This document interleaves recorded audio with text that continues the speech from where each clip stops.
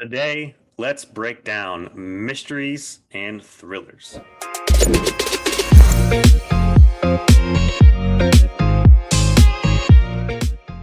Hey, what's going on, Average Joes? Welcome to another video. Today, we're going to talk about mysteries and thrillers. But first, if you're liking the videos, please like, subscribe, do all of those things. Leave me a comment down below. I really like to interact with everybody in the comments, so let me know what you think.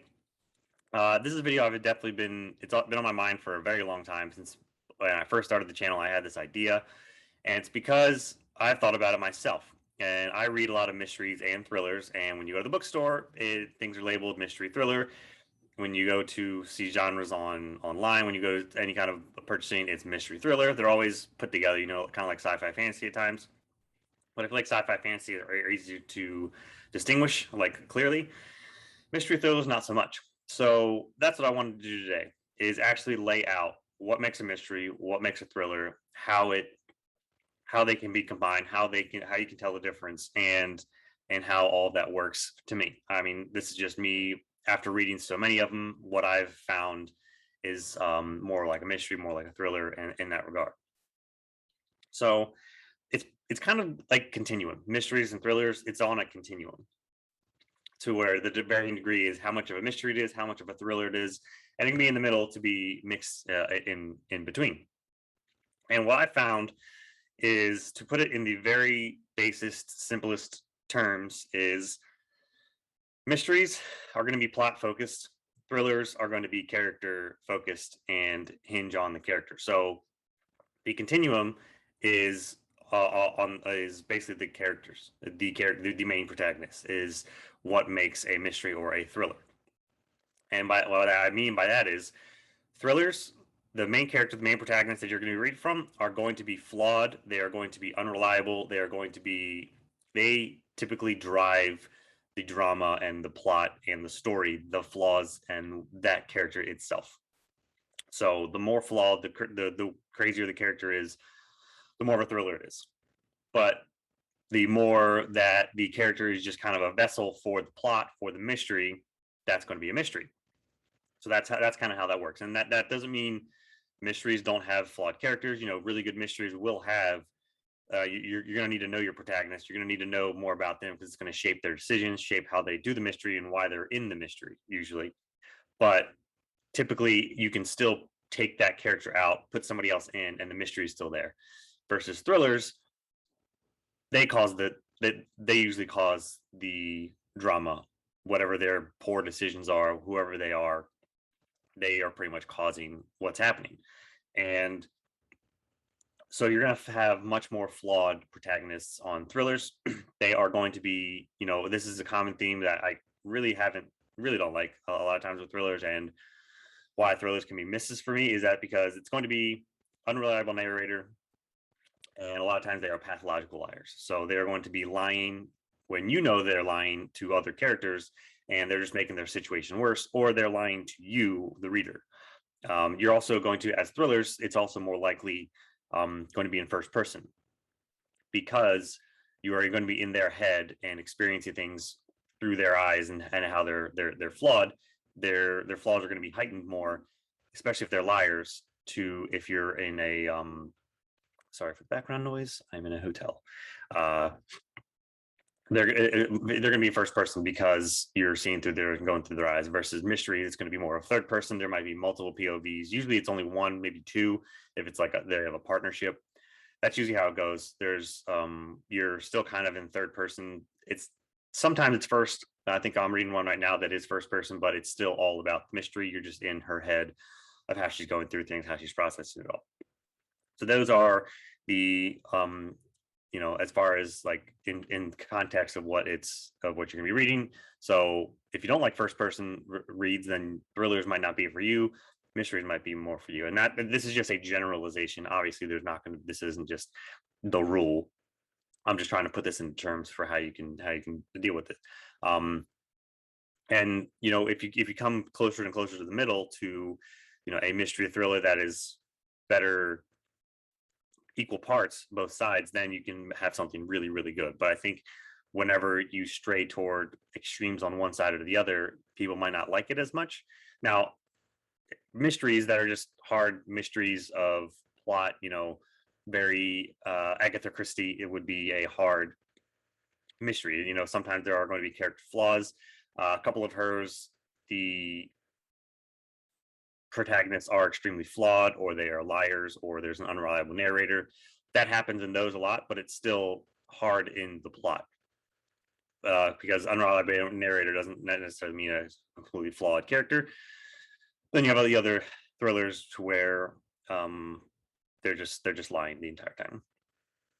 So that's how the tense is are endings. An ending isn't also a way to tell if it's a mystery or a thriller. Typically, mysteries, even if there's a huge twist at the end, there a lot of times there's a great twist at the end of the mysteries, but it's wrapped up. You have your mystery, the mystery is solved, boom, there it is on a clean plate. There's your mystery, it's solved, I'm happy, it's done. Thrillers tend to end not very cleanly. The endings can be open, they can be ambiguous, they can be jarring. You can just turn, very Sopranos, cut the lights off. This is done. It's almost like a couple of chapters are missing, or it's very open-ended. Sometimes it'll end with something happened to the protagonist, and then there will be like an epilogue from somebody else's point of view, or like a letter found of after, whether if they say they died or they got put in jail or something like that. They have a letter that's found, somebody else that you've never had their POV. They're going through this and like looking at the situation from unseen eye, or from other eyes that it just haven't been in the story. You're getting a different perspective of the character, the situation, and what happened, and then you're left wondering, did they do this? Did this happen? What happened with this? What happened with that? And it's left very open. That happens a lot in thrillers. And again, it's a negative knock for me because I kind of like clean endings. Now, there's some ambiguity is fine, but that's just another way to tell thriller mystery how it is on a continuum. The more open and ambiguous an ending, probably more of a thriller. The neater the ending, more wrapped up, probably more of a mystery. And yeah, again, you can waver back and forth. So that is a very quick rundown of mystery versus thriller. I might go through this again in the future of like breaking down books or specific books that are hard mystery, hard thriller, mix of both. I think I'm going to do that at some point. I just don't have the resources right now.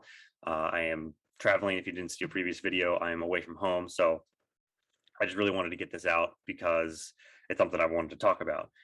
Mystery series, a lot of times mysteries can be a series because once you have your main protagonists and you get to know them, these are the really, really good ones that I like. The Sebastian St. Croix, to where you have, and then they become episodic.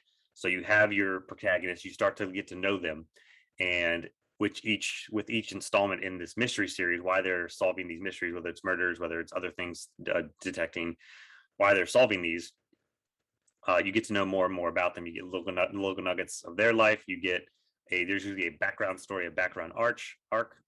So those are really, really awesome if you like episodic mysteries, but then still like the character growth. It's going to happen over a longer period of time. So Sebastian St. Croix is one. Zoe Bentley Mysteries is another. Let's see. There's one I'm reading right now, The Girl Beneath the Sea. I just started, really, really good. Even Dresden it's fantasy, but it's still episodic and a mystery, and it still has that same theme of, okay, this book has this story, this is what's happening, but you're still learning more about Harry as you go along. So mystery series, I think, are awesome mix of both. If you like to have character development, more about the character, but you also want your clean reads. Thrillers, there's just a bunch of one-off thrillers, standalones that are that's basically how thrillers are, mostly. And horror can go either way, but I think I'm going to I've literally only read one horror book, so I'm not an expert at all. I'm not a huge fan of a horror. I think the horror is probably going to land mostly in the middle.